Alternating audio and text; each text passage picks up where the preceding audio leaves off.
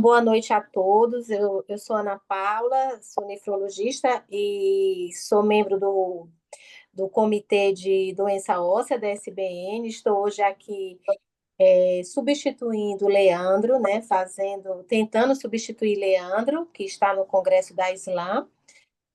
Nossa reunião hoje tem como tema sobrecarga de ferro no paciente com DRC, o que fazer. E é um tema que eu acho bastante oportuno, haja vista que os trabalhos de biópsia óssea no nosso meio, né, no Brasil, vem mostrando essa preocupação com intoxicação por ferro, e também porque estamos vivendo um momento de mais ferro, né? Então a gente está naquela máxima de mais ferro e menos estimuladores da eritropoese. Então a gente precisa começar a entender um pouco do que significa essa sobrecarga de ferro, para a gente não ter surpresas desagradáveis, né? Então, na reunião de hoje, o apresentador vai ser Dr. Lucas Acatayuaçu. Lucas, ele é nefrologista pela USP, doutor também pela USP, e hoje ele está médico e professor da Universidade Federal do Pará. Como debatedora, temos a doutora Hanna Carla, que ela é nefrologista pela Santa Casa de São Paulo, médica do Hospital do Servidor Municipal em São Paulo. Ela fez doutorado na USP e é uma pessoa que, desde quando acabou sua residência, que ela tem bastante interesse pelos distúrbios do metabolismo mineral. E para moderar essa sessão, a gente tem a nossa mestra, a doutora Wanda Giorgetti, né, que dispensa apresentações. Doutora Wanda é a pioneira no estudo do distúrbio do metabolismo mineral no Brasil, uma pessoa reconhecida internacionalmente, né? Então, eu abro a sessão, Lucas vai começar apresentando sobrecarga de ferro em pacientes com doença renal crônica, o que fazer. Seja bem-vindo, Lucas. Obrigado, boa noite a todos, né? Primeiro, obrigado pelo convite. Então, a gente vai apresentar aqui primeiro um caso clínico, né? Dentro do caso clínico, eu vou falar um pouquinho sobre algumas situações que remetem ao caso, e depois a Hannah vai discutir sobre esse caso. No final do caso, eu vou deixar algumas perguntas e questionamentos para que a gente possa discutir sobre ele, até para a gente entender depois, no final, a conclusão que a gente tira e as lições que a gente acaba tendo desse caso, né? Então, deixa eu só abrir aqui na minha tela direitinho. Vamos lá. Então, a gente começa com um paciente de sexo masculino, 46 anos, hipertenso e em hemodiálise há 72 meses. É uma doença renal do diabetes, uma doença renal crônica, não se sabe a causa. E chega para uma consulta no ambulatório de DMO-DRC. Esse paciente foi encaminhado para o ambulatório, na verdade, porque ele estava sendo triado para o protocolo de sobrecarga de ferro que a gente tinha naquele momento. Então, no momento da admissão dele, então qual era o critério do protocolo que estava instituído naquele momento? Era um paciente com ferritina maior que 1.000. Então, ele tinha que estar em hemodiálise, e tinha que ter ferritina maior que 1.000. Então, por isso ele foi encaminhado para a gente. Então, ele refere que no momento da avaliação, ele estava em uso de Renagel 800, 3 comprimidos 3 vezes, usava alfa-poetina 4.000 unidades, uma ampola 3 vezes por semana. E, na época, 2015 para 2016, a gente não tinha a facilidade do paricalcitol, então ele estava com calcitriol, 1 micrograma, uma ampola, né, 2 vezes por semana após a diálise. Então, aqui eu tenho o perfil laboratorial do paciente. No primeiro momento que ele chegou com a gente, dia 28/8/2015, tá? O primeiro exame dele. E depois o exame de novembro e o exame que fez ele ser introduzido dentro do protocolo, quando a gente instituiu o protocolo. Então, a gente já vê que desde agosto de 2015, ele já tinha uma ferritina maior que 1.000, de 1.500, um PTH de 420, uma fosfatase alcalina dentro dos valores de normalidade, perfil de cálcio e fósforo dentro da normalidade, e uma hemoglobina de 10,2. Em novembro de 2015, a gente observa que a ferritina continua elevada, teve uma queda, mas o PTH caiu, fósforo caiu, um perfil de doença óssea se mantendo constante, mas mantendo a ferritina maior que 1.000. Então, no primeiro exame que a gente teve, que foi o que ele entrou no protocolo, a gente tinha uma ferritina de 2.280, uma hemoglobina de 11, um PTH e uma fosfatase alcalina mantendo um padrão. A gente teve até um aumento da fosfatase alcalina discreto nesse terceiro exame, cálcio e fósforo normais. E aí, como ele entrou no protocolo, a gente colheu dele também um FGF-23 intacto, um FGF-23C terminal e um valor de hepcidina para avaliar o perfil de inflamação desse paciente. Então, o que que a gente tem que lembrar sobre esse doente? Só para que a gente entenda o contexto dele, principalmente relacionado com essa ferritina maior que 1.000. A gente fez a média do que ele recebeu de ferro durante o ano de 2015. Então, deu uma média de 200 miligramas de ferro por mês. Isso é, uma média de 2 ampolas, uma ampola a cada 15 dias. Tiveram momentos que ele fez uma ampola semanal, depois ele parou um mês, e a média deu de 200 miligramas por mês. E em fevereiro de 2016, ele entrou no protocolo de sobrecarga de ferro. Então, o que que a gente fez para ele nesse momento? A gente fez biópsia óssea, ressonância de fígado, ressonância de crista ilíaca, ressonância de coração e a densitometria óssea. Então, o objetivo do protocolo era avaliar, de fato, como era que esse paciente estava do ponto de vista de sobrecarga de ferro, avaliando todos esses locais: fígado, crista ilíaca, coração, a biópsia e a densitometria. Um parêntese só para eu introduzir, alguém deve estar se perguntando por que que a gente usou a crista ilíaca.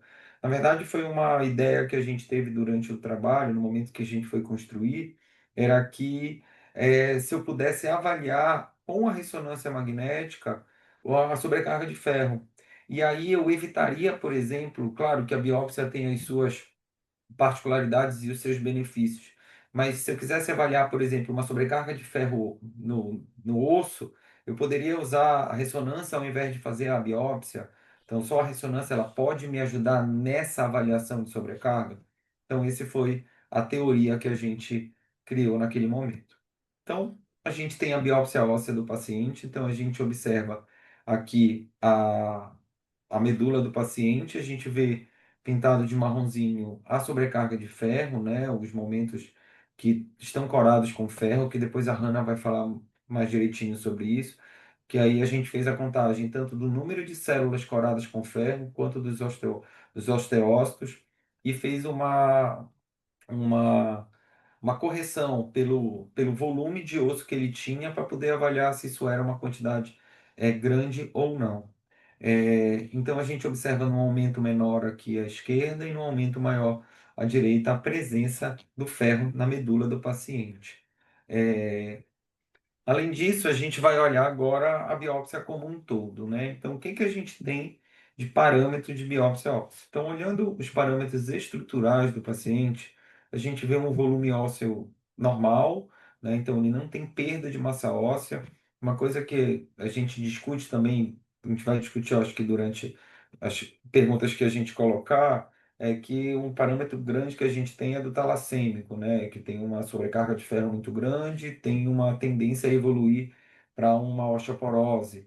Então, o nosso paciente não tinha perda de massa óssea, tinha um BVTV normal, uma espessura de traves, uma separação de traves, um número de traves totalmente adequado. Quando a gente vai para o parâmetro de formação, a gente vê um osteoide muito grande, né? Um aumento do volume osteoide, uma superfície osteoide dentro do valor de normalidade, uma espessura osteoide muito elevada, então eu tenho um volume e uma espessura muito grande, com uma superfície osteoblástica também muito alta. Nos parâmetros de reabsorção, a gente vê um aumento da superfície de reabsorção e um aumento da superfície osteoclástica. Então, a gente tem nos parâmetros de reabsorção um aumento, no parâmetro de formação, a gente tem volume, espessura de osteoide e superfície osteoblástica aumentada.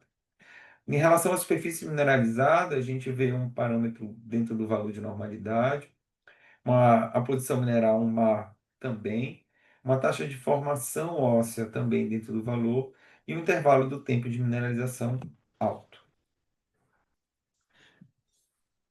Também, avaliando a biópsia óssea, a gente viu, fez a contagem do número de osteócitos, no número de células de ferro. Por que isso era importante?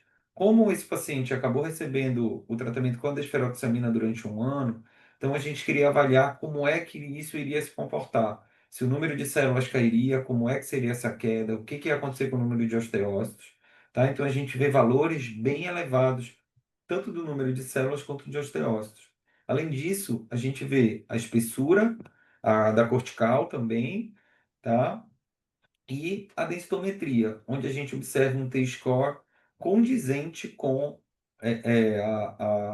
a biópsia, né? Então, a gente não tem perda de massa óssea, tanto em coluna quanto em colo de fêmur. Então, sobre a ressonância magnética, o que que a gente precisa comentar aqui para que a gente entenda como é que é feita essa análise?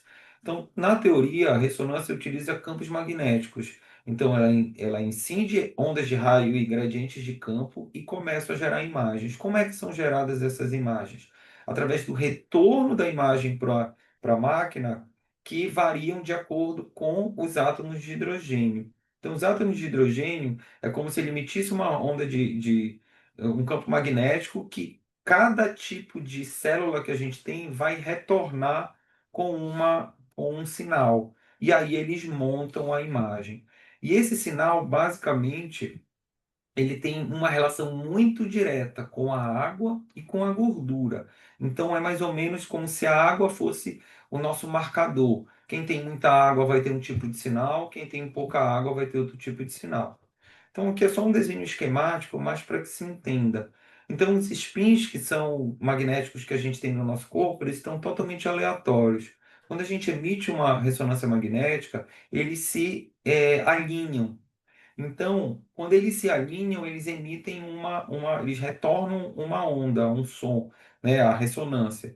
Então, o que acontece? O tecido que não tem sobrecarga de ferro, ele tem sinais homogêneos, coerentes entre si. Então, ele recebe um sinal muito homogêneo. Quando eu tenho a sobrecarga, o que que acontece? O ferro muda essa transmissão. Eles orientam de forma diferente esses nossos spins. Então, começo a ter perfil magnético diferente. Eu começo a ter perfil que não são coerentes.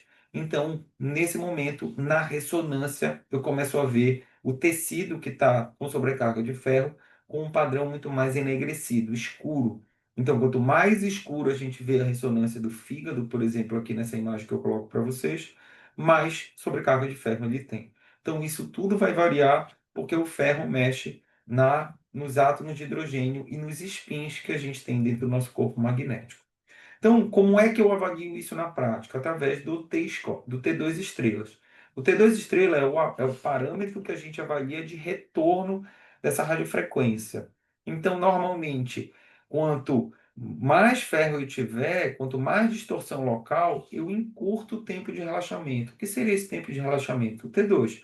Então, a ressonância emite o som, eles se alinham e dependendo da quantidade de ferro que tiver, o retorno para os spins voltarem a terem a conformação que eram antes, são mais rápidas. Então, muito ferro faz com que os spins demorem. Então, é o tempo de relaxamento, ele é menor. Então, quanto maior o ferro tecidual, menor será o sinal da meia-vida e menor vai ser o T2 estrela.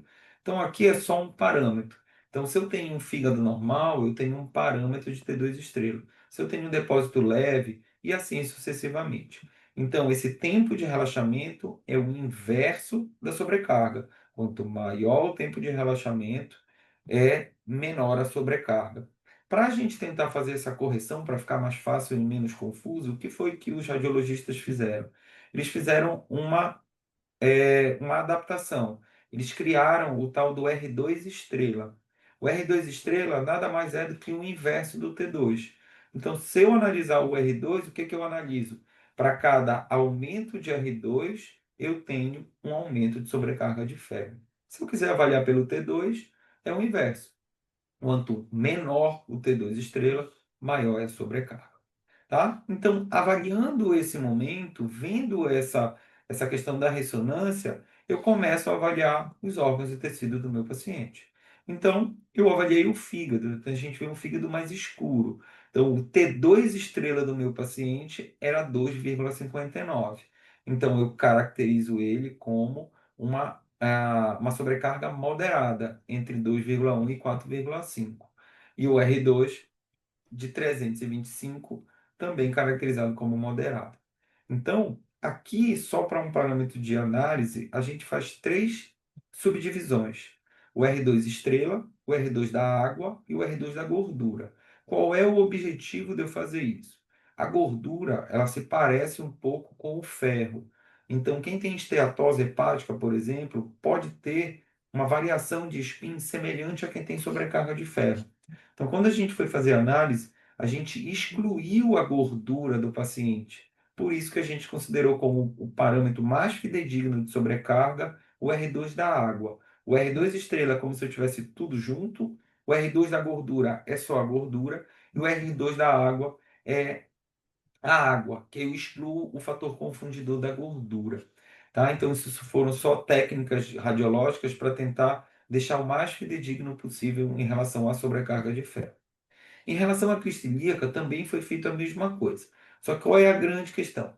Como ninguém nunca tinha feito esse tipo de análise para a crise ilíaca, a gente não sabia dizer nesse primeiro momento o que que era sobrecarga, o que que não era, e aí a gente vai ver depois como a gente fez a análise para poder entender esse contexto, tá? Então a gente tem um valor de R2 estrela da crista ilíaca direita, o R2 estrela da crista ilíaca esquerda, e aí a gente fez a análise também de cada crista ilíaca.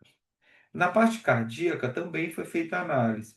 E o que que a gente observa? Que o T2 estrela é de 36,6 sem qualquer tipo de sobrecarga. Então, esse nosso paciente ele não tinha sobrecarga cardíaca.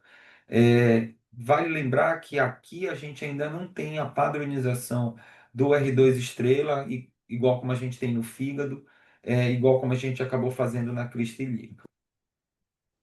Então, eu vou deixar três perguntas para a gente começar a discussão aqui. Então, primeiro, eu vi que eu tenho um paciente que tem uma ferritina alta e que tem sobrecarga de ferro na biópsia óssea e no fígado. Quais seriam essas implicações dentro da doença renal crônica? Segunda pergunta, e no metabolismo ósseo? Tem um efeito semelhante ao do alumínio, será que a gente já conheceu lá nos anos 80, 90, e ainda vemos hoje? Será que a gente tem esse efeito semelhante no osso? E como é que eu vou tratar esse paciente? Eu vou fazer desferal para todo mundo? Quanto tempo eu vou fazer? Então, eu queria abrir para as perguntas para poder a gente começar a ver o que que vocês fariam nessa situação.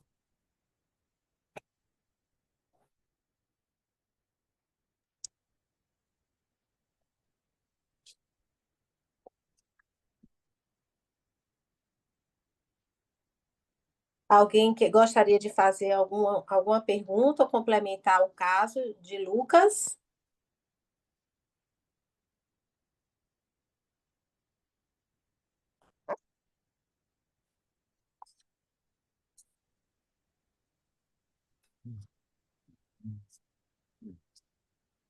Podemos passar para o debate com Hanna para responder a essas questões, Lucas? Por mim, sim. Vamos lá, então. Tudo bem? Vamos começar, então? Tá? Então vamos lá. Você vai me Gravação falando, pra mim? tá? Tá, você. Bom, então, acho que o fato, primeiro agradecer, né, a presença de estar aqui com vocês, agradecer o convite, parabenizar o Lucas pela confecção do caso e começar o desenho aí dessa questão da sobrecarga de ferro. Eu acho que a nossa reunião, ela mostra exatamente o quê, né? A dificuldade que nós temos para tratar o nosso doente renal crônico. Como que é desafiador o tratamento da anemia desse doente. Por quê? Porque antes de 1986, os nossos doentes, na verdade, recebiam muita transfusão sanguínea durante a hemodiálise. E aí, por volta de 86, 89, a gente teve a liberação da eritropoetina e a gente passa a usar a eritropoetina junto com o ferro para o manejo da anemia desse doente. A Ana já falou no início da reunião, lembrou bem essa questão. A eritropoetina é um tratamento bom, mas tem a questão dos seus custos, tem o risco dos efeitos trombóticos que esse doente pode apresentar, e o ferro, ele entra junto nesse manejo, tanto para tratar a questão da nossa anemia multifatorial, quando a gente pensa na questão da anemia relacionada ao ferro, como também na questão de usar uma dose menor de eritropoese para manter esses níveis de hemoglobina no alvo. E aí o que chama atenção para a gente, né? Quando a gente olha o censo da SBN de 2024, a gente vai observar o quê? Lembrando que nesse censo só 43% dos censos responderam. Então, quem puder aí lembrar de pedir para os seus centros de diálise responderem mais ao censo, ajuda a gente até nessas questões de pesquisa e até mesmo para ver a nossa comparação com o mundo, né? Quando a gente olha aqui, os nossos doentes, na curvinha vermelha aqui, que são os dados de 2024, está aumentando o número de pacientes com hemoglobina fora do alvo, tanto com hemoglobina maior que 13, quanto hemoglobina menor que 10.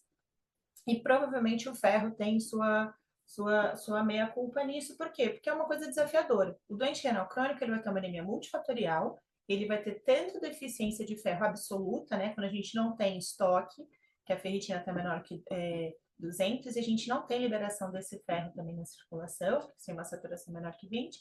Quando, por exemplo, ele tem um acidente de uma fístula, uma coagulação de um sistema da hemodiálise, uma troca de catéter que acabou sendo mais dificultada e teve essa perda, no nosso doente isso é expressivo. E além disso, ele tem a deficiência funcional, né? Então, assim, a doença renal crônica vai cursar como inflamação crônica, a gente sabe que com essa questão da inflamação, a gente vai ter o aumento das citocinas inflamatórias, vai ter o aumento de epsidina, e a epsidina vai fazer um complexo chamado complexo epsidina-ferroportina. Isso faz com que lá nas células do duodeno e também na questão dos macrófagos, que também absorvem as hemácias senescentes, que também são uma fonte de ferro, a gente não tem a liberação desse ferro para a circulação. Então, a gente tem um estoque, uma ferritina em torno ali maior que 200, mas a gente não tem liberação, então tem uma saturação de transferrina ali menor que 20. Além dessa questão da definição dessa anemia no nosso doente, a gente tem a questão dos marcadores. A gente sabe que os marcadores que nós temos disponíveis, né, ferro, ferritina, índice de saturação para o metabolismo do ferro, mais precisamente a ferritina, ela vai cursar com o quê? Pode ter alterações do seu índice, né, relacionada à inflamação. Então, talvez o nosso doente, às vezes, uma internação recente, ou até mesmo pela própria doença renal crônica, esse marcador pode estar alterado. Pelos protocolos, pelas diretrizes, a gente colhe o ferro a cada 3 meses. Então, isso também faz com que a gente não tenha tanto, não saiba a resposta desse doente. A chance dele fazer uma sobrecarga de ferro, às vezes, é muito alta. Por quê? Você faz a reposição de ferro, mas você só vai poder ter a resposta dessa ferritina daqui a 3 meses. Então, o que a gente usa, né? Geralmente a gente usa o guia de boas práticas do CADIGO, e aí ele chega num consenso até 2012, onde ele fala que se o paciente tem um índice de saturação de transferrina menor que 30%, ou uma ferritina menor que 200, e uma ferritina menor que 200, você está autorizado a iniciar a reposição de ferro, preferencialmente por via endovenosa, né? Até por questão de adesão, tentando um alvo de ferritina em torno de 200 e 500 ali nanogramas por ml. Lucas, passa para a gente. Lucas. Não E passou? aí, passou. O que acontece? Quando a gente olha ali o CADIGO de 2025, o que a gente observa, né? O CADIGO de 2025 é um draft, é um rascunho. Esse rascunho, ele ficou ali para a gente fazer a pré-aprovação e agora eles vão ver para saltar o CADIGO oficial. E aí ele traz essa figura bem bonita, onde você olha como ele enfatiza a questão da anemia no nosso doente, né? A questão do aumento da mortalidade, maior risco cardiovascular, sintomas depressivos, a questão da fadiga crônica, até mesmo alteração de cognição que o nosso doente já tem pela própria doença renal crônica em si. Lucas? E ele usa isso como um gatilho. Para quê? Para lembrar para a gente que ele passa a tolerar níveis de ferritina mais altos. Então, quando você compara o CADIGO de 2012 com o CADIGO de 2025, o que ele passa a preconizar nesse rascunho, né? Que a gente tenha valores de ferritina com um valor de ferritina menor ou igual a 500 e o índice de saturação de transferrina menor que 30, você inicia a reposição endovenosa de ferro no doente renal crônico. A gente sabe do risco de sobrecarga, eu acho que eles também ficaram atentos a isso, antes que eles reforçam que se esse doente estiver em reposição de ferro, para a gente fazer exames mensais nesse doente, talvez tentando aí evitar essa sobrecarga.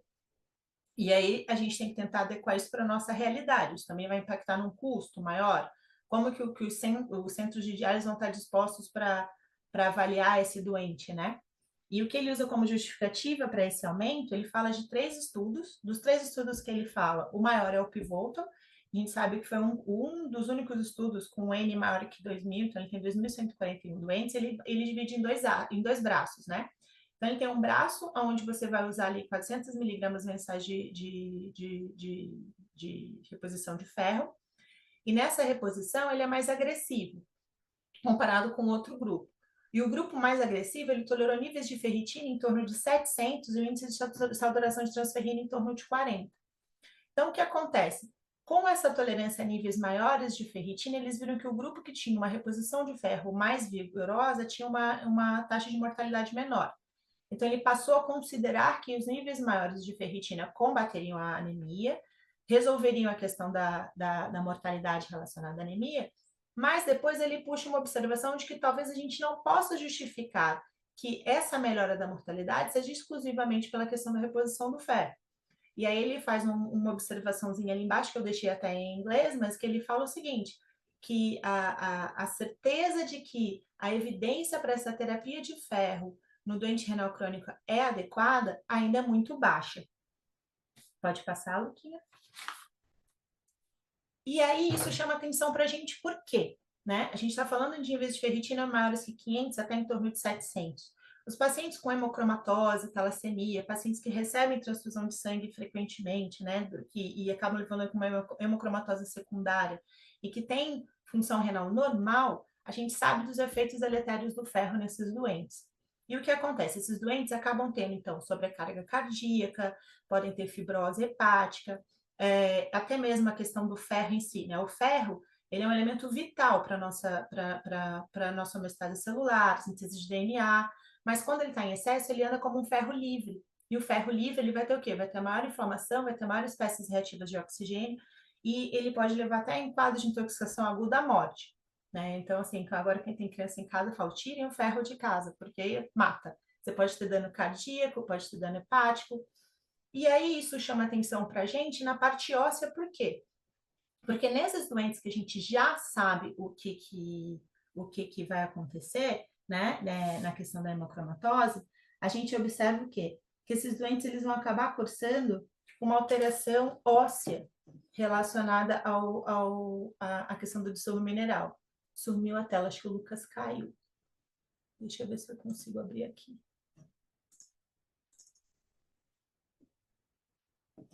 Vocês estão vendo minha tela? Sim, Então, tá vamos ótimo. lá. Pode continuar. Vou passar aqui, peraí. Agora vem o problema que a gente não sabe mexer direito aqui. Vamos lá. Foi. Então, quando a gente olha esse doente com sobrecarga de ferro e com aumento das espécies reativas de oxigênio, em relação ao osso, o que chama atenção, né? Nos pacientes com hemocromatose, função renal normal, os artigos de revisão reforçam que nos doentes que você tem sobrecarga de ferro, você vai ter ali um estímulo para osteoclastogênese, ou seja, um aumento da reabsorção óssea. Então, você vai lá nas células tronco hematopoéticas, que são precursoras do osteoclasto, e vai estimular essa proliferação. E do outro lado, o que acontece? Você vai acabar inibindo a formação óssea. Ele fala que você vai inibir ali a questão da proliferação das células troncos mesenquimais para elas se diferenciarem em osteoblasto. Lembrando que esse mecanismo é todo orquestrado aqui pelo osteócito. Então, a gente pode falar que o paciente com sobrecarga de ferro e função renal normal tem esse aumento da reabsorção óssea, uma tendência a uma fragilidade maior, né, uma osteoporose, e uma diminuição da osteoblastogênese. E isso para a gente chama atenção porque o Lucas já falou começou a falar do trabalho dele aí, trouxe esse caso para a gente, e o que acontece? Quando a gente olha os estudos mais antigos, tem o da Lilian, que foi um dos primeiros que quando a gente começou a ver essas presenças de depósitos de ferro na medula óssea, ela quantificou parcialmente, mas quantificou o tecido, a quantidade de ferro nesse tecido ósseo. No trabalho dela, ela validou a ferritina no doente renal crônico como um marcador positivo na quantidade de ferro disponível dentro da medula óssea, comparando com a medula óssea dos nossos doentes. E aí a Melanie volta em 2010 e faz um estudo retrospectivo com 604 doentes, onde ela viu que 30% dos doentes tinham ferro na medula. A ferritina desses doentes, tanto no da Lilian, ficava em torno de 500, viu? Era o que ela considerava como sobrecarga. A Mel também validou essa questão da ferritina, mas o que chamava atenção, que quando a gente ia ver a parte de remodelação óssea, pelo sistema TMV, você não via alteração na remodelação óssea desses doentes, então a gente não via impacto da sobrecarga de ferro nesses pacientes. O Lucas foi lá e pegou esses doentes, fez o trabalho dele em cima, né? A Mel veio com a ideia e a gente veio com um braço de estudos, né? Várias ramificações. Então, o Lucas foi um dos primeiros. E o Lucas fez o quê? Ele selecionou, então, 28 doentes, fez um estudo prospectivo, onde esse caso que a gente está discutindo vem desse banco, onde ele selecionou os doentes, então, que tinham níveis de ferritina maior que 1.000, estavam em diálise há pelo menos 6 meses, excluiu qualquer coisa que poderia alterar essa questão da ferritina e dos marcadores que poderiam estar relacionados à sobrecarga de ferro, então relacionada à parte hepática, neoplasia, HIV, uso prévio de desferoxamina e transplante renal prévio. Por quê? Porque ele pegou esses doentes que tinham sobrecarga de ferro, parou de dar reposição de ferro para esses doentes, manteve o tratamento do distúrbio mineral e ósseo a critério da clínica, o tratamento da anemia, tirando o ferro, a quantidade de eritropoetina ficou por conta também da clínica. E aí ele fez o quê? A gente já sabe que nos doentes que têm intoxicação por alumínio, a gente usa uma dose de desferoxamina para quelar o alumínio na dose de 5 miligramas por quilo por dose. Geralmente usa na primeira sessão de diálise e faz isso por cerca de 12 meses. Como ele queria ver o efeito da sobrecarga de ferro nos nossos doentes, ele fez o quê? Ele pegou esses doentes no tempo 1, fez a biópsia, colheu o exame, como ele já falou lá no início do caso, e depois de 12 meses, tequelando com a desferoxamina, ele repetiu esses exames. E nesses exames tinham a estomorfometria, a ressonância, a DEXA. Então, a gente pegou a amostra óssea desse doente, e desses 18 doentes que foram submetidos à biópsia pré e pós-desferol, a gente utilizou para poder fazer o quê? A imunistoquímica. Porque a gente já sabia que a gente não tinha uma alteração no processo de remodelação pela estomorfo. Então, a gente se perguntou, já que o osteócito ali é um marcador ele vai orquestrar a remodelação óssea, se talvez ele secretasse alguma proteína diferente relacionada ou em relação à arquitetura óssea, que aí a gente viu o 11CD44, em relação à questão da formação óssea, a gente foi ver ali a questão da Wnt, né? Pensando na via Wnt, a gente pegou esclerostina e pegou DKK1, que são inibidores da via Wnt.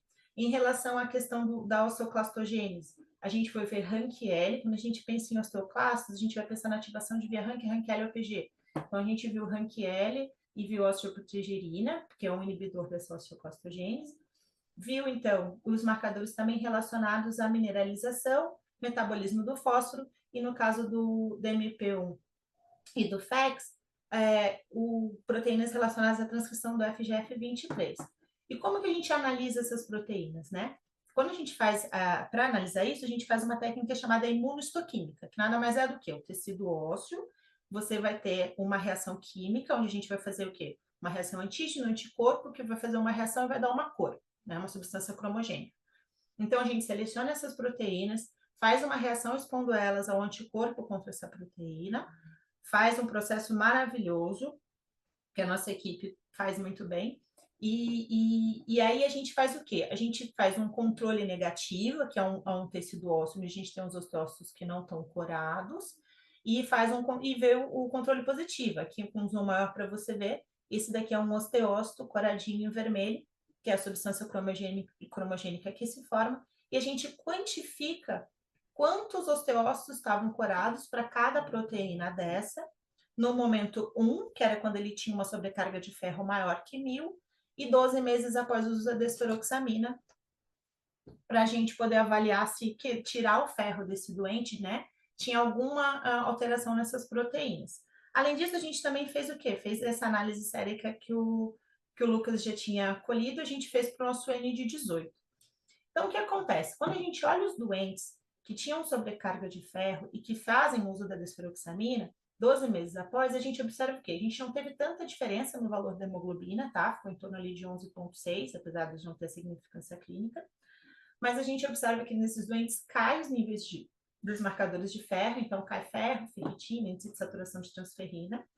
Em relação ao distúrbio mineral e ósseo, o que a gente observa?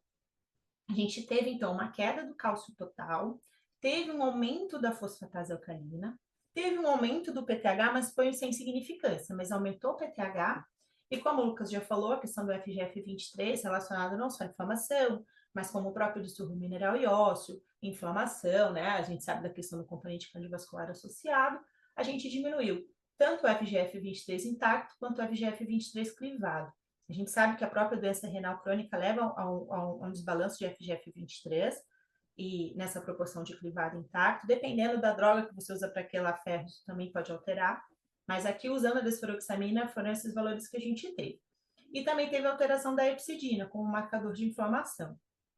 Então aqui sugere que com o uso da desferoxamina a gente tenha diminuído a inflamação do nosso doente. E quando a gente olha a questão da expressão proteica lá nos osteócitos, o que a gente viu nesses osteócitos, né? A gente pode observar, então, que nos doentes pós-quelar ferro, vocês viram aqui que a gente manteve uma ferritina em torno de 490. Quando a gente sai dele ali, então, dessa ferritina de 1279 para um pós-esferol de 490, ali com a ferritina de 490, a gente observa que houve uma alteração na expressão de alguma dessas proteínas.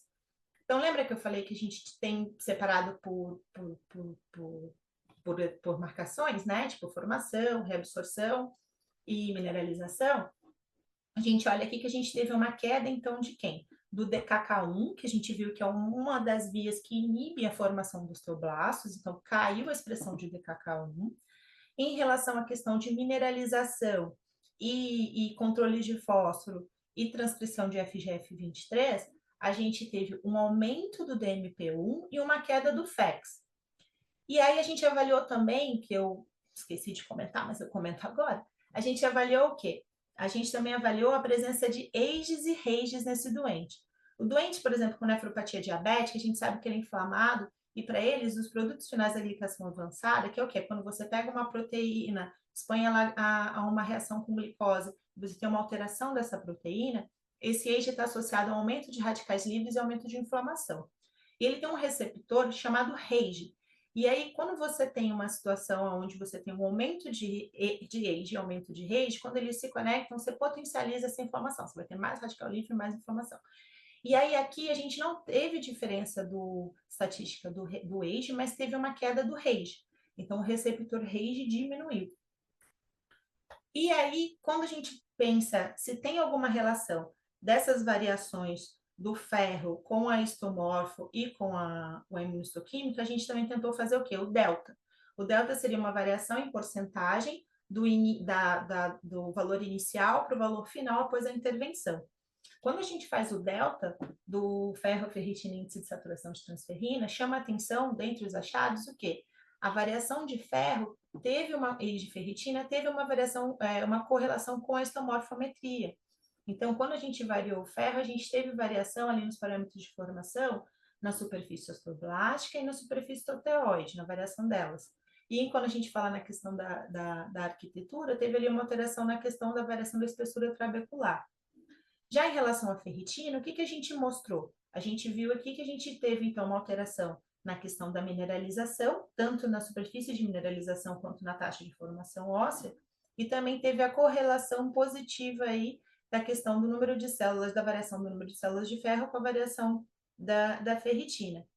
O trabalho é um trabalho extenso, a gente fez uma comparação com indivíduos normais, eu não trouxe para cá, mas a gente teve alterações na questão da proteína, mas esses pequenos highlights da minha tese, junto com a tese do Lucas e o que a gente está trazendo até agora, é mais para a gente interrogar se talvez aquele valor de ferritina que a gente viu lá no início, de 500, nesse doente, a gente viu que diminuir de 1.000 para 500 deu alguma alteração óssea, mexeu nesse osso, mexeu na expressão dessas proteínas. Então, talvez a questão da sobrecarga de ferro entre como mais uma questão para a gente se perguntar,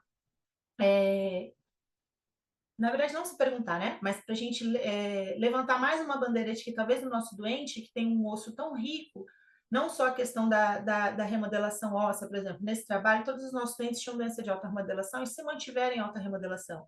Então, as alterações do distúrbio mineral e ósseo, a questão da inflamação que esse doente já tem, o ferro elevado, a dose da eritropoetina e o uso da esperoxamina, foram fatores que colaboraram aí para essa questão da alteração da resistência óssea. Aí o Lucas continua aí com a gente, e com essa base a gente vai começar a ter mais perguntas em relação a esses efeitos da sobrecarga de ferro. Então, deixa eu só abrir aqui só um minutinho, que eu caí ainda há pouco.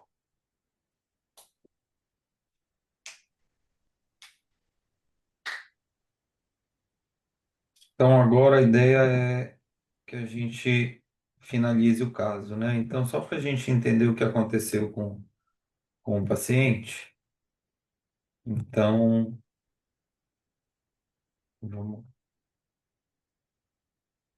Então, aqui eu tenho só um comparativo, né? Então, esse 1º de fevereiro de 2016 eu botei como ponto-chave do pré, início de tratamento, e em 2017 o pós. Então, como a Hannah falou, a média, de fato, a ferritina caiu bastante. O nível de FGF-23 e de FGF-23C terminal também, né, nesse paciente, e a hepcidina também caiu.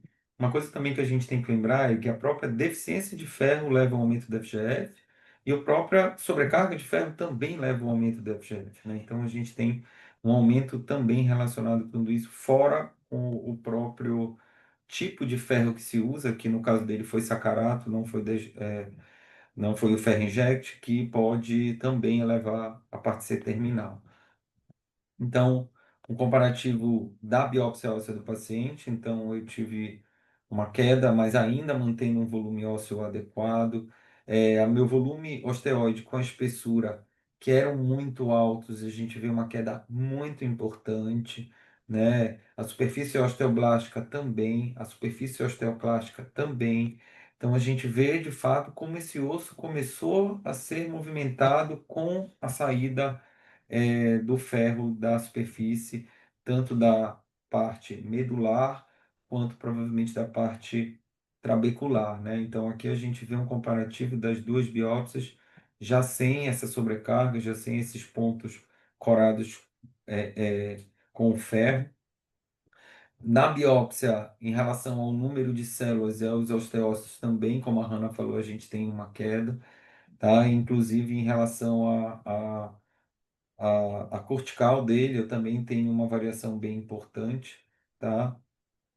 Na densitometria, enquanto que lá na biópsia óssea a gente viu uma queda de volume, mas que não foi significante, mas ele ainda tinha um volume alto, a gente também tem uma variação aqui ainda discreta. Lembrar que lá na densitometria demora muito para a gente ver uma mudança, né? Então a gente de fato sabia que isso não ia ser algo muito fácil de documentar. Em relação ao que a gente fez com a ressonância, então o que eu queria mostrar muito era essa questão. A gente vê uma diminuição da sobrecarga de fígado, a gente vê que saiu o ferro que estava depositado no fígado, e a gente vê uma mudança também nas cristas ilíacas. Então, se eu lembrar lá do R2 da água que a gente conversou, então eu tenho o quê? Uma variação desse valor, eu tenho uma queda normalmente do R2 estrela e do R2 estrela direita e esquerda. Eu tenho uma queda do R2 do fígado, então eu tenho de fato uma mudança nessa sobrecarga. Então, eu deixo algumas mensagens finais para a gente discutir e depois questionamentos, né?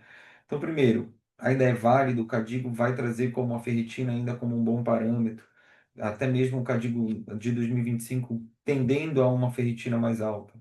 Ela ainda é nosso parâmetro de sobrecarga. Segunda coisa, existe risco de sobrecarga com metas mais elevadas? Então, agora, com uma tendência, se eu já tenho um paciente que teve uma média de 490 de ferritina no final, ainda mantendo uma certa sobrecarga, se eu tiver uma ferritina maior, será que eu não vou ter uma sobrecarga? Então, sempre que eu tiver dúvida, eu posso usar outros métodos complementares, já são validados, como a ressonância. E o desferal, a gente viu que ele pode ser usado. E aí, dúvidas que eu ainda não consegui responder, ou que eu acho que são interessantes para a gente discutir. Precisa de tempo para eu ver essas repercussões, tanto de sobrecarga quanto da retirada. Então, a gente usou o Desferal por um ano, a gente viu mudança, a Hannah mostrou que tem mudança nas células. Mas será que eu não precisaria de mais tempo de uso de Desferal? E pensar na sobrecarga como um fator causal ou como um problema para o osso, será que eu não preciso de muito tempo? A gente vê o talassêmico que fica com o osso com osteoporose, tem uma perda de massa óssea, mas ele usa durante muito tempo uma quantidade muito maior do que a gente usa. Será que a ferritina maior que 500 já não é um risco de sobrecarga? O que a gente tem hoje já não seria o parâmetro ideal?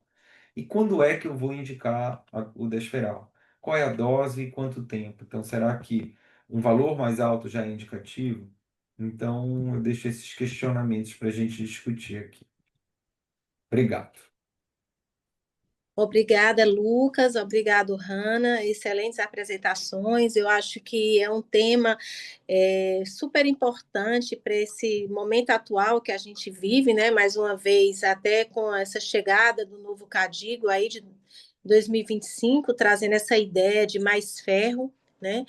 E, de certa forma, é um assunto denso, né? Um assunto que, para dentro do distúrbio do metabolismo mineral ósseo, é uma coisa inovadora, né? Eu acredito que a plateia que esteja nos assistindo sempre está esperando aquelas discussões de IPTH, hiperpara, né, sociodinâmica, e hoje a gente trouxe um assunto extremamente importante, que é o que significa essa sobrecarga de ferro nos nossos pacientes, né? Então, a gente sabe que os estudos de biópsia da gente mostram aí que mais ou menos 30% das biópsias ósseas aqui do Brasil, a gente tem intoxicação por ferro, e a gente precisa ter essa preocupação do que isso significa, né? Então, eu vou chamar a doutora Wanda como moderadora para ela trazer a opinião dela, né, o conhecimento dela acerca dessa questão do ferro, tão importante para a gente, né? Que, como você mostrou nos seus resultados, os pacientes tiveram um benefício no metabolismo ósseo e também um benefício clínico quando você tratou seu paciente com desferal, né? A gente vê o aumento da fosfatase alcalina, um pouco do aumento do PTH, mostrando que talvez essa sobrecarga de ferro esteja aí associado a um osso mais parado, um osso adinâmico, né, um status inflamatório importante. Então, eu vou passar a palavra para a doutora Wanda. Muito obrigado mais uma vez. Boa noite a todos, obrigado. Dessa vez era o nosso grupo, né, para apresentar, e a gente resolveu mostrar o trabalho do Lucas e da Hannah, uma é a continuação do outro. Na verdade, a ideia desse trabalho não foi minha, era da Melanie, a Melanie que devia estar comentando, foi ela que estimulou a gente a fazer um estudo.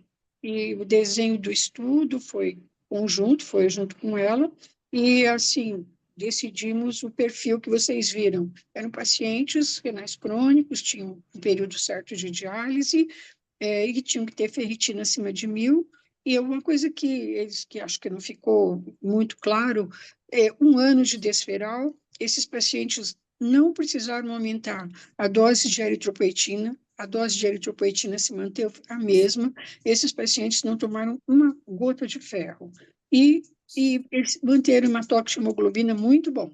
Então, o que sugere que talvez a gente use muito mais ferro do que precisa, que os marcadores, todos nós sabemos que são muito ruins, mas são o que nós não temos outras coisas, mas diante da perspectiva, da possibilidade de um doente ter sobrecarga de ferro, a gente mostrou que pode ser feito.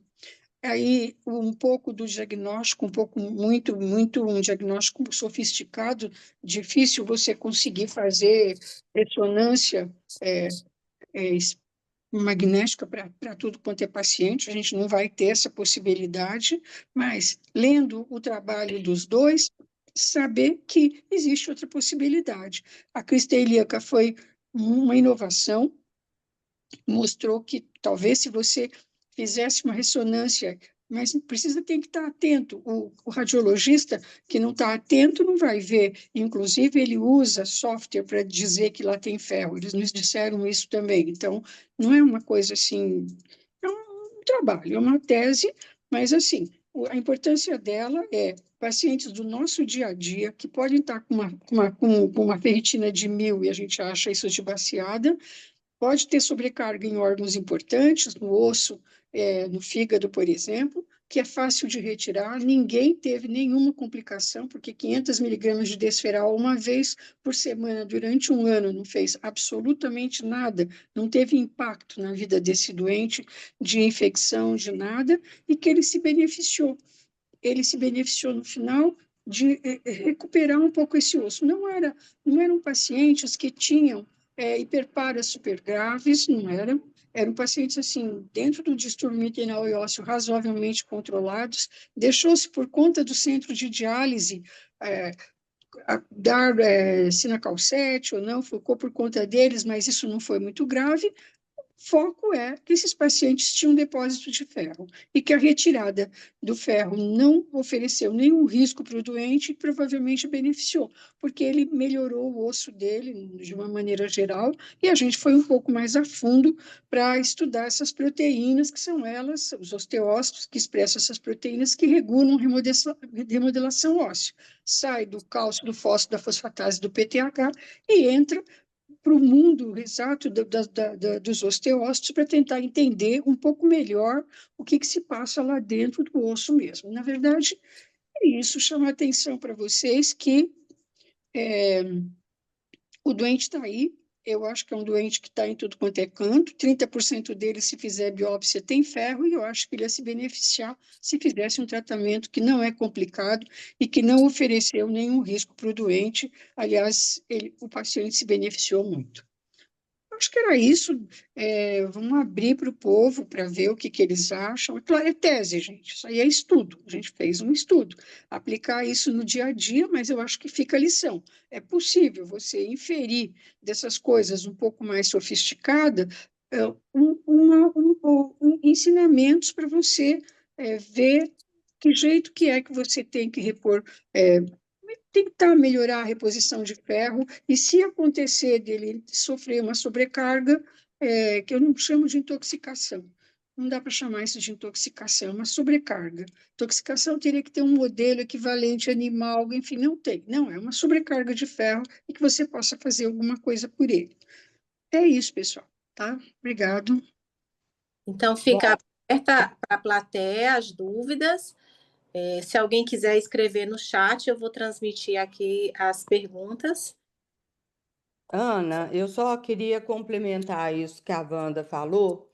E primeiro eu queria parabenizar o Lucas e a Hanna. Realmente foi um estudo muito longo dos dois, super importante. Eles estão mexendo num campo que até então foi superficialmente analisado, né? E agora a Hannah chegou até lá nas proteínas, então, assim, é muito legal e estimulante mesmo. Agora, com relação às últimas perguntas que, assim, provocativas, né, do Lucas, é uma coisa que eu acho que a gente não tem como bater o martelo. Por exemplo, quando que a gente começaria a dar um desferal? Quanto tempo? Qual que é a dose? A gente não tem resposta para isso, né? O que nós podemos hoje, baseado nesses estudos, é que agora com o Cadigo que veio com 700 de ferritina e tudo, é que, sabe, assim como a gente analisa o PTH, outros marcadores e tudo, eu acho que você não pode analisar só ferritina. Eu acho que tem que ser todo um contexto, né? E principalmente nesse contexto da anemia, já é uma coisa mais complicada. Mas se você tem realmente uma indicação dessa sobrecarga de ferro, né, e tiver assim recurso para fazer uma ressonância magnética, por exemplo, de fígado, não vou nem falar de crista ilíaca, porque é uma coisa muito nova que a maioria dos radiologistas nem vai ter experiência para fazer isso, né? Mas acho que então assim se analisa todo o contexto da anemia e se você chega à conclusão que realmente tem uma sobrecarga de ferro, que no nosso modelo ficou em torno de 1.000, né, ou mais, então, eu acho que valeria a pena, assim, tentar abaixar esse ferro, né? Quelar esse ferro. E a droga que a gente usou e que realmente não teve efeito nenhum e tudo, e que deu segurança, é o Desferal. Que dose? Essa dose baixa mesmo, que a gente usa, inclusive, para o alumínio, né? E ao longo do tempo, com experiência e tudo, você vai reformulando que dose se dá mais, se dá menos, e quanto tempo, eu acho que também é muito assim, puxando o gancho do tratamento do alumínio, né? Você vai analisando, ver o impacto, se você tratou um ano, se realmente abaixou essa ferritina e tudo. Quer dizer, resumo da ópera. É um campo novo, em aberto, ninguém tem assim muita experiência para falar, mas que eu acho que vale a pena correr atrás e realmente otimizar esse assunto da suplementação de ferro e tudo dentro desse contexto da anemia, eu acho que vale a pena. Eu vou, Obrigada e parabéns para os dois.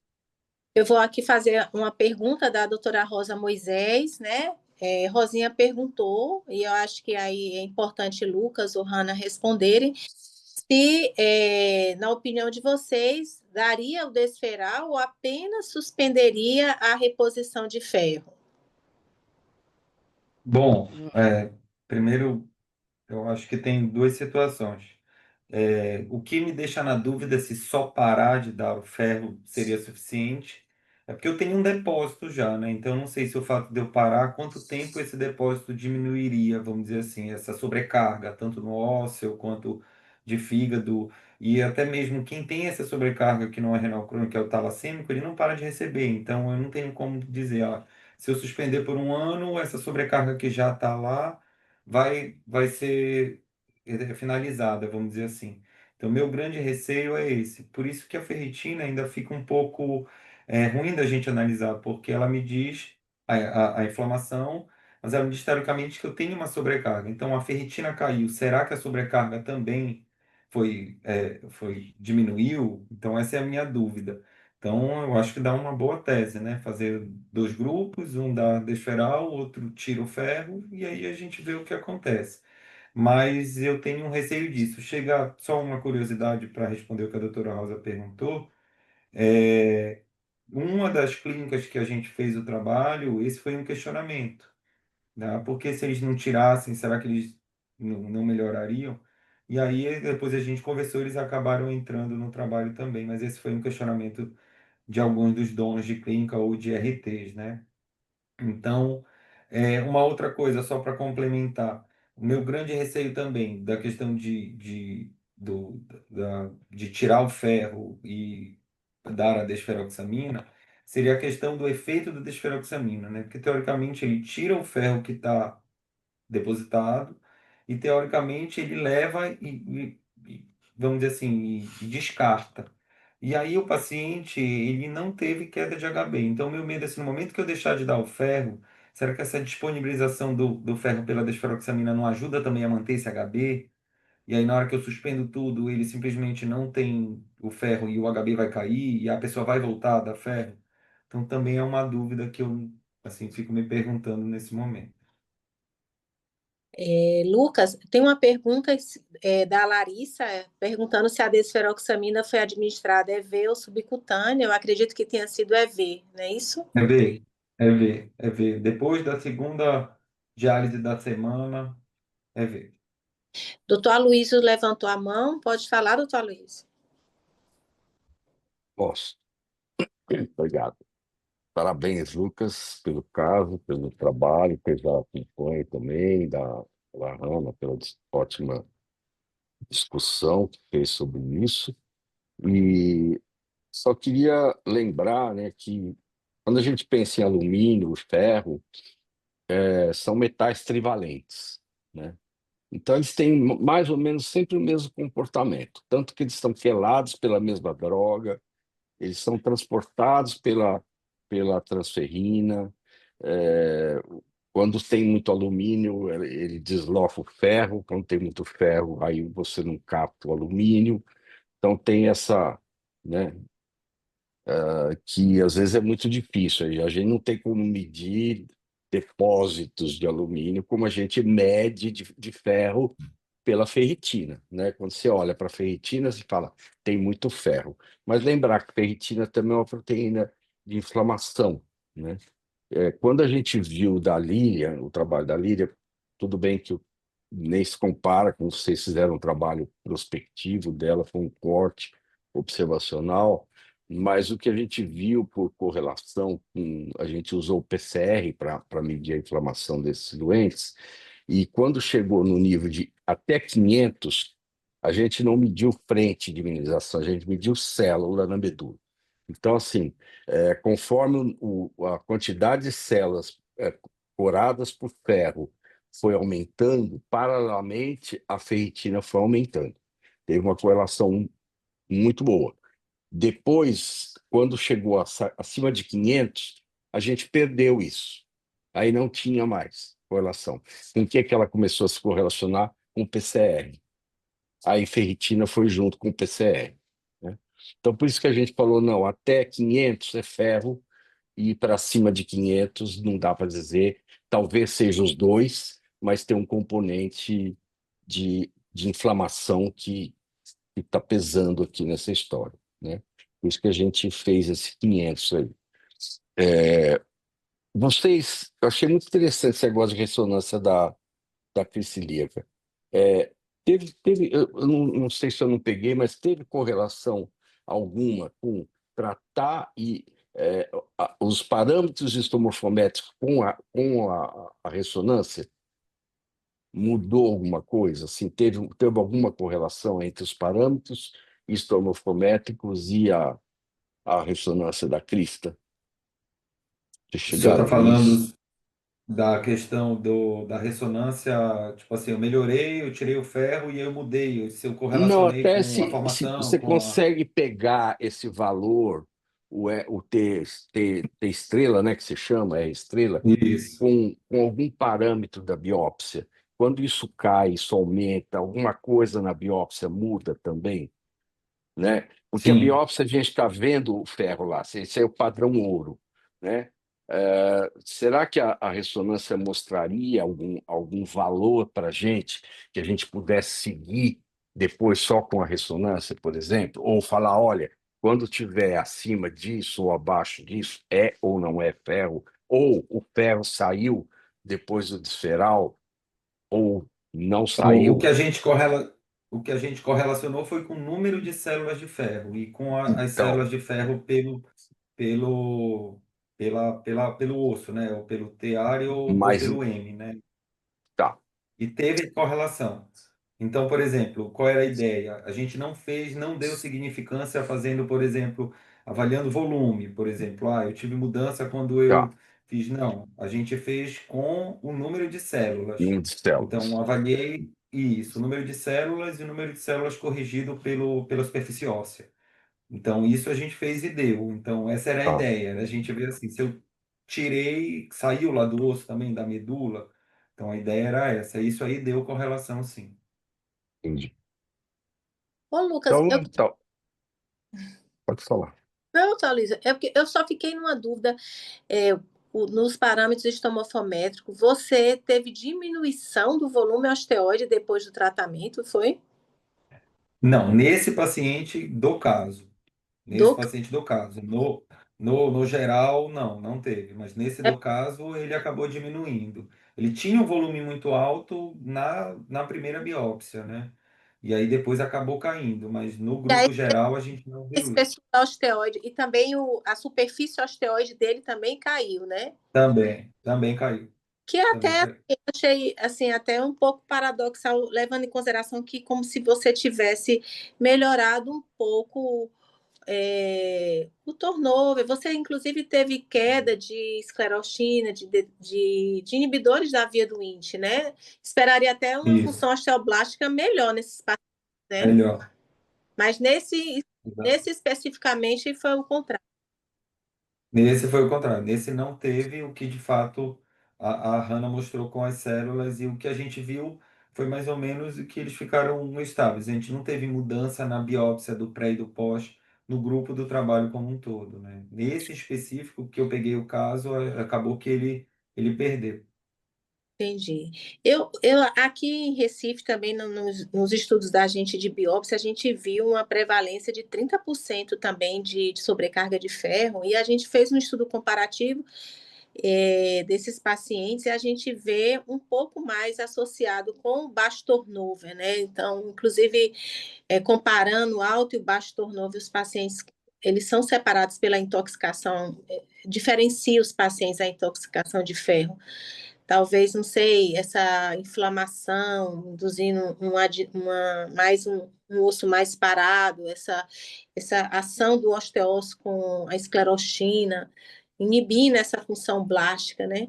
E em trabalhos, eu já li alguma coisa mais antiga, das primeiras pessoas que estavam estudando ferro, que um grupo do México também, eles sempre associaram um pouco esse perfil de sobrecarga à baixa remodelação óssea, né?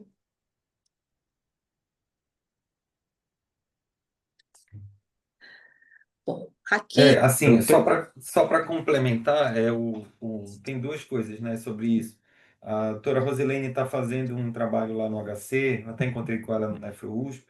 Ela está usando os mesmos parâmetros da avaliação de fígado para avaliar pacientes com um nível de ferritina diferente, inclusive avaliação de fibrose, né? Então, que ela até mandou para o americano, ela me disse, tá vendo que tem fibrose já no fígado desses pacientes que têm sobrecarga, que não é só assim a sobrecarga. Então, aquele olhar que a Hannah falou, será que vale a pena eu deixar uma ferritina mais alta nesses pacientes?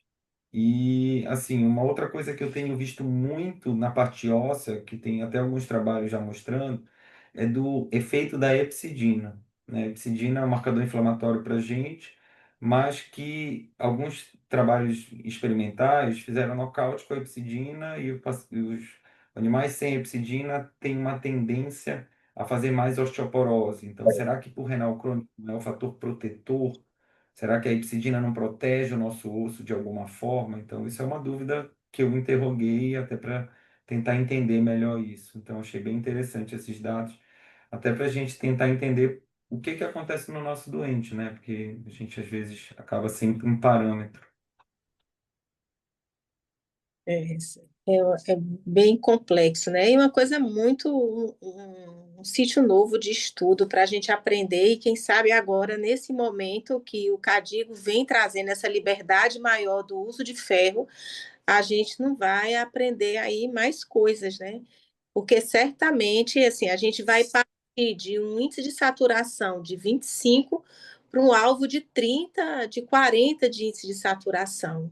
E uma ferritina que teria um alvo de 200 ali, chegando, a gente vai agora entender que a gente não pode deixar o paciente mais com uma ferritina de 500, abaixo de 500, né? Então, certamente a gente vai poder aprender muito o que é que vai vir aí prospectivamente com essa liberdade maior do ferro, né? E só a título de curiosidade, gente, quando a gente olha, por exemplo, o protocolo clínico de diretrizes terapêuticas para doente com sobrecarga de ferro secundária à hemocromatose, eles falam, né, que primeiro que você não vai poder usar o quelante no doente renal crônico, pelo menos a desferoxamina, porque tem um clearance menor que 30, o risco de mucose, o risco das toxicidades em si, mas os critérios de inclusão deles são exatamente os que o nosso doente tem. Presença de ressonância com sobrecarga de ferro, a biópsia a gente não fez, mas eles consideram biópsia hepática com um nível de ferro que eu agora não vou lembrar, mas tem a biópsia hepática, e tem a questão da ferritina maior que 1000. Ou seja, eles autorizam você começar a usar o quelante com níveis de ferritina, que era o nosso ponto de seleção desses 28 pacientes. E aí eu acho que é mais uma questão para a gente chamar atenção. Talvez essa questão de deixar os níveis de ferritina maiores, a gente já viu então com o que o Lucas falou, a Rose está mostrando que você já tem a presença de acometimento hepático, como a gente teria nos doentes com hemocromatose com esses valores, então isso chama atenção. Mas acho que tem um fator também que a doutora Rosa falou, né? Da gente talvez ter que observar nesse doente, ele tem muita perda. Então, é aquilo. Talvez o que o Cadigo fala da gente ter que fazer a avaliação mensal desse doente seja justamente por isso, porque você tem um nível de ferritina alto. Esse doente vai lá, tem uma deficiência aguda, uma perda sanguínea extrema por algum acidente de FAV, ou ruptura, ou coagulação de sistema. Então, assim, o nosso doente, ele tem vários fatores de confusão para esse valor da ferritina, além da própria questão que o doutor Luiz já falou, que você perde essa questão quando está a níveis maiores de ferritina com a relação do depósito de ferro na medula e a questão da inflamação em si. Então, acho que mais uma vez, é mais uma coisa, mais um fator dos N's que o nosso doente tem de diferença, que não é só uma alta remodelação. A Ana falou que os doentes dela têm uma tendência baixa à remodelação. Os Isso. nossos doentes, a maioria tinha uma tendência alta à remodelação, não tanto a osteofibrose com PTH tão alto, mas tinha a questão da doença mista. Então, acho que isso mostra o quão rico o nosso doente é, né? E é isso. Aqui no chat a gente tem outra pergunta da Larissa Fabre. Ela pergunta: após uma transfusão sanguínea, em quanto tempo poderíamos recoletar o perfil de ferro?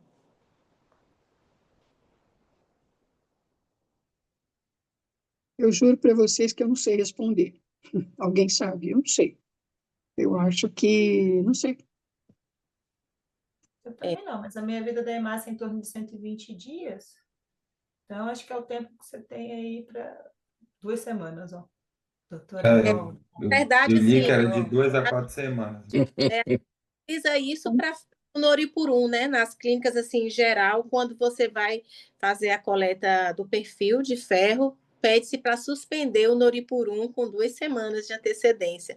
Então, acho que foi mais ou menos isso aí que Rosinha colocou. Deve ser. Eu juro que eu não sei de onde vieram essas 2 semanas, mas é isso que a gente. Faz tanto tempo que eu já não faço É, isso, eu não estou fora é de igual, diálise, então é eu não igual o me lembrava perfil, mais desse negócio, né? é igual o produto calcifósforo de 70. Pois é. Alguém um Bom, dia falou. É. Ó, a Doutor, Rosa tá falando algo aí, ó.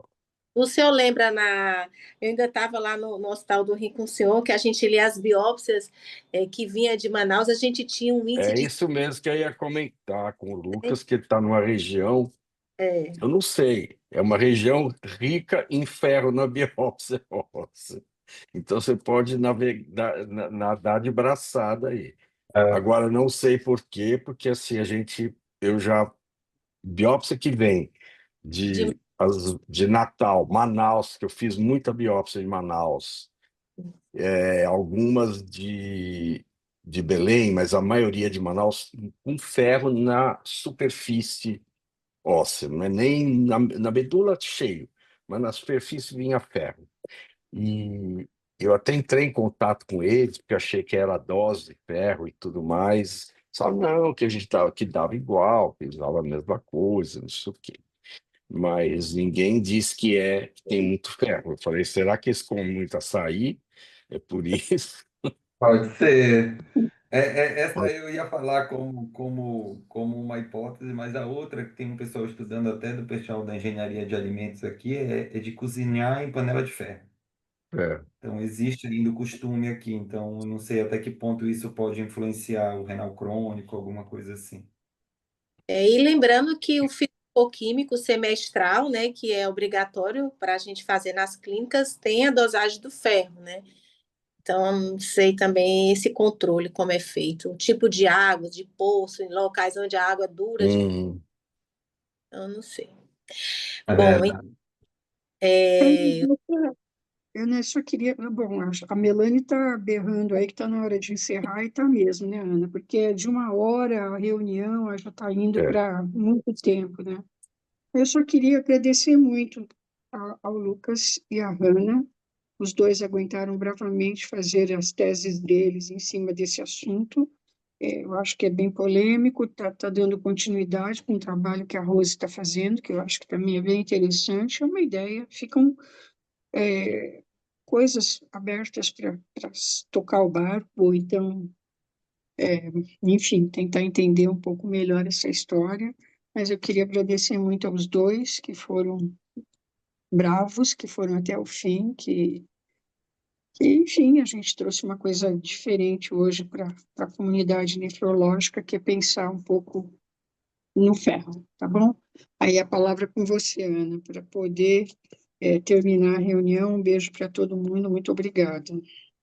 então, eu também só que tenho a agradecer ao Lucas e à Hannah, a doutora Wanda também, é um assunto intrigante, né? E que a gente talvez nós estejamos entrando aí no momento que a gente vai conseguir mais respostas para essas dúvidas, né?